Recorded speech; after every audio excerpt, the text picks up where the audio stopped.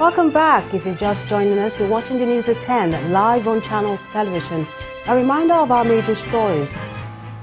Presidency cautions Nigerians against using their influence to ignite passions and put the nation's security in jeopardy.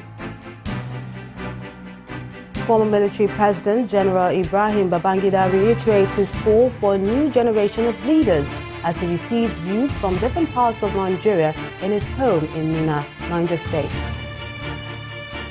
The war of words between the APC and PDP continues as ruling party asks opposition party to admit its malpractices in government.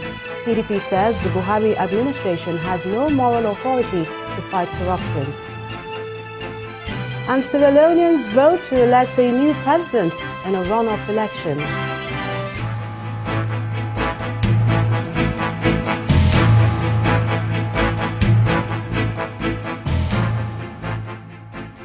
ChannelsTV.com has more information for you, and on youtube.com/channelsweb you can watch our videos.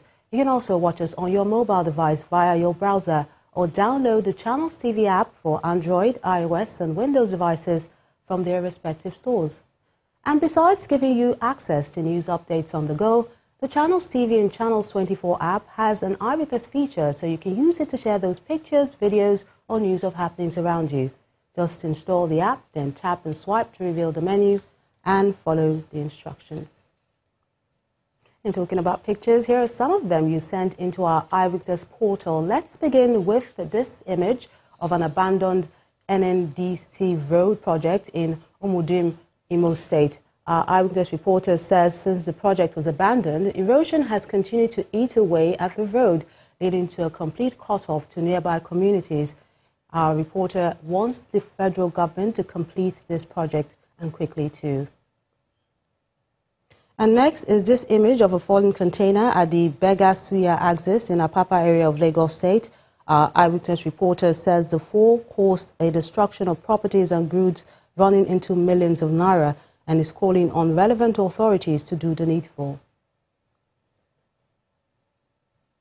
And this is a picture from Okeru local government area of Kwara State showing a badly damaged electricity pole. Our Eyewitness reporter is calling on the authorities to replace it.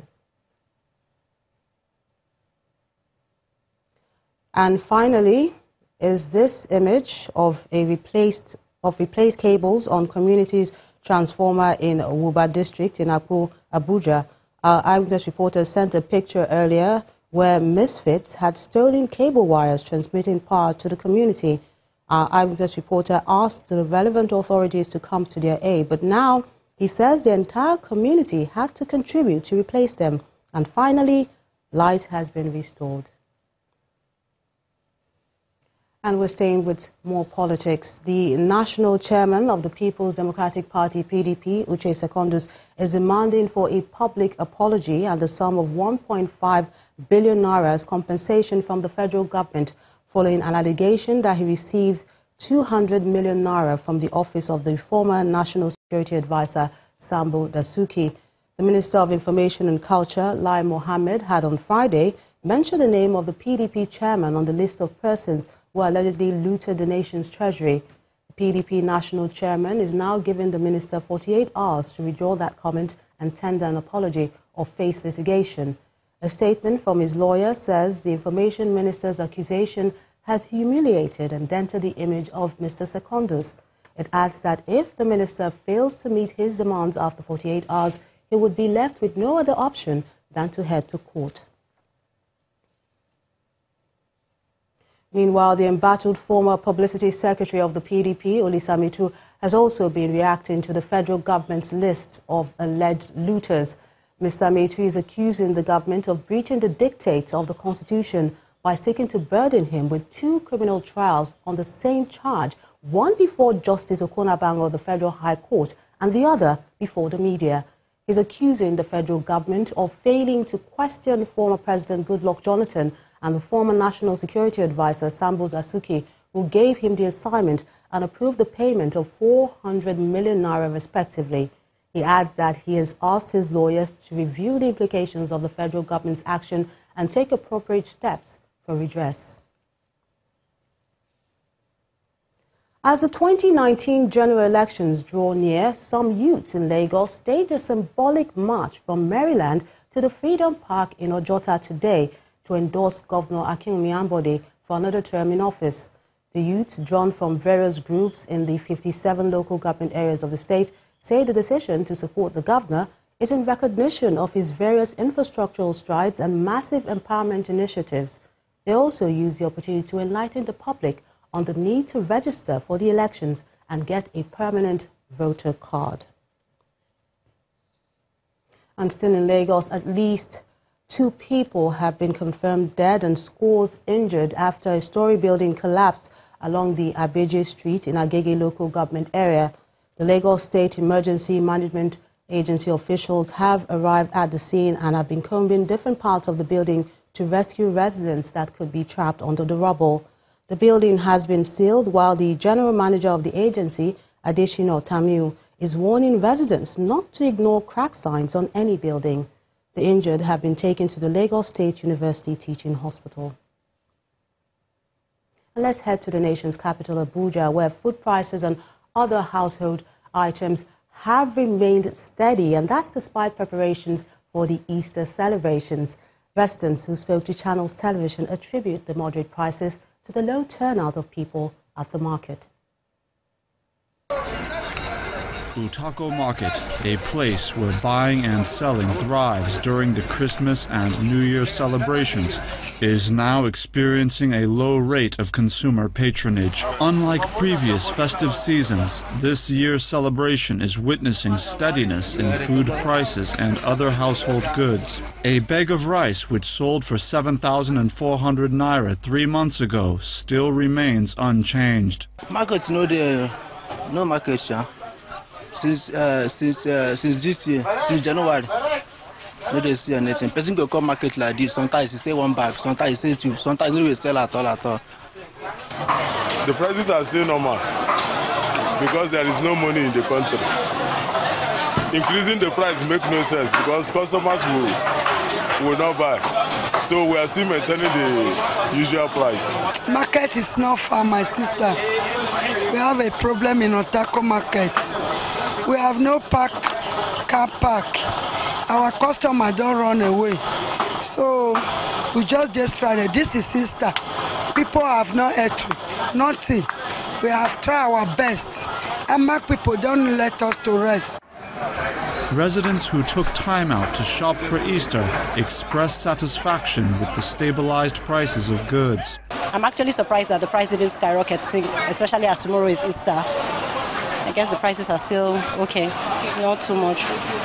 They are giving me for 16.3. I don't know whether it's because I'm their customer or something, but it's simple to do buy it. So, and over there in our shop, the Easter is a little bit boring. Customers are like no much customers, During festive periods such as this, Nigerians are accustomed to dealing with increases in the prices of food and other general household items. However, unlike previous years, this Easter represents an improvement in the prices of goods, and residents hope that this will continue throughout the year. The Osun State government has confirmed that more than 1,000 people have benefited from its free train ride initiative.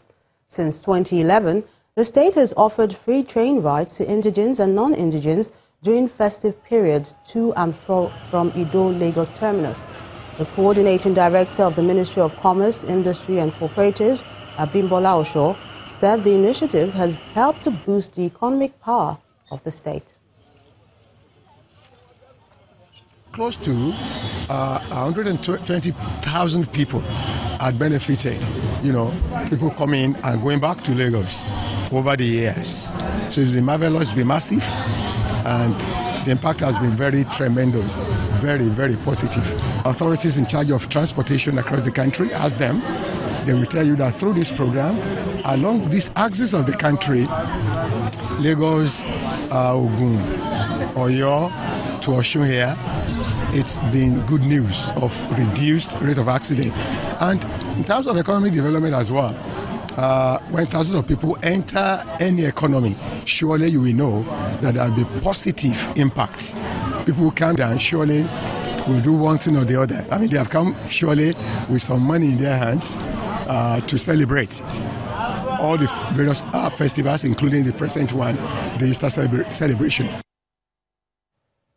Now let's give you more update on the attack in Munazawa in Borno State. The residents have been reliving the moments before that dark Friday when the Boko Haram insurgents stormed their community. The residents who say they were taken by surprise are also asking the government to deploy more security operatives to the area. Munazawa is a small hamlet barely 10 kilometers away from Maiduguri, the Borno State capital. A few low-income earners settled here some 12 years ago. Today, there are nearly 30 families in Munazawa, including displaced persons from the neighboring Amafa local government area.